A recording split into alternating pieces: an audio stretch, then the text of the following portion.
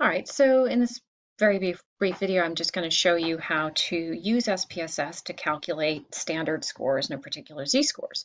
So one of the things you're going to notice is that once you have actually run some analyses, you're now going to have lists of recent files underneath this recent file. So you'll see that the data set that I had run the other day, is this demo data, summer 2020.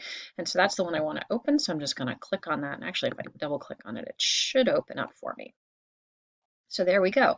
So now we have our 14 cases and the number of pets that people have. All right, so we've run descriptive statistics before, so this is actually not going to be that difficult. So remember that what we did in order to do this is we're going to click on Analyze. We're going to go to Descriptive Statistics, if it's going to allow me to do that. And once again, SPSS is going to lock up on me. There we go. And then, oops, sorry, this is the challenge. And we're going to go over to descriptives. And I'm going to pull this up here. So once again, we have to select our variable. And we're going to select highlight number of pets and move it into the variables window.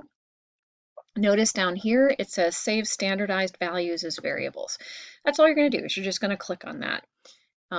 And again, if you wanted to, just like you did before, it's going to give you this other information that we had requested, but really we're not all that interested in that. So we're just going to hit OK. And you'll notice that it's going to provide you with all of the same information here. So in this case, it's not going to actually put the information in the output.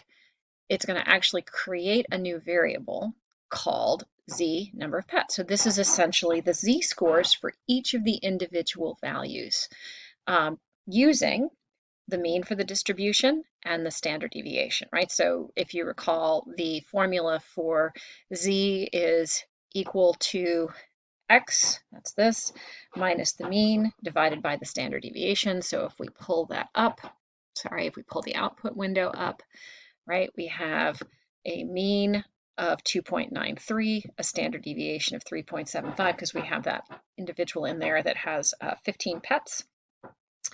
And then, so this would basically be 0 minus 2.93 divided by 3.75. So again, we can look at this and we can see, okay, well, the mean of the pets, the z-score for a mean of 2 or 3 pets was pretty close to 0, right? This one, it's less than 1. And most of them are actually, which sort of kind of goes along with the fact that when we didn't have this last case in, we had a relatively small standard deviation. But notice that the person that has 15 pets is almost 3.22 standard deviations above the mean. So that tells us that this is a highly unusual value or score for this particular variable. Whereas the rest of them are not terribly unusual. Although if we look here, we've got people who have 1 or 0 pets are more than a half a standard deviation below the mean.